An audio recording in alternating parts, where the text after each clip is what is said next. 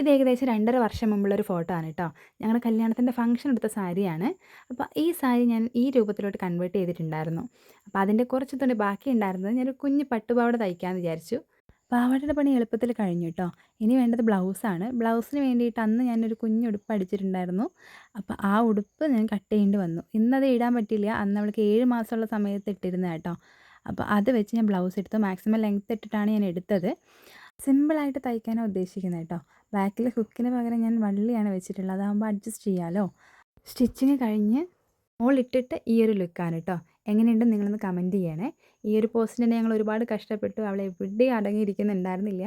അടുത്ത വീട്ടിൽ തുളസിയായിട്ട് അവൾ പറിച്ചെറിയുന്നത്. അതുകൊണ്ട് ഞങ്ങൾ റോഡിലേക്ക് ഇറങ്ങി. റോഡിലേക്ക് ഇറങ്ങിയപ്പോൾ 2 വശവും മഞ്ഞ പൂക്കൾ ഇങ്ങനെ വിരിഞ്ഞ് നിൽക്കുക. ഓണമൊക്കെ വരികയല്ലേ, കുറച്ച് പൂക്കളൊക്കെ പറിക്കാമെന്ന് കരുതി. അങ്ങനെ ഒരുപാട് കഷ്ടപ്പെട്ടിട്ട് എനിക്ക് കിട്ടിയ ഒരു ഫോട്ടോ ആണ് ഇത് കേട്ടോ. നിങ്ങൾക്ക് ഇഷ്ടമായിട്ടുണ്ടെങ്കിൽ ഒന്ന് ലൈക്ക് ചെയ്യുക, ചാനൽ ഒന്ന് സബ്സ്ക്രൈബ് ചെയ്യുക. Thank you.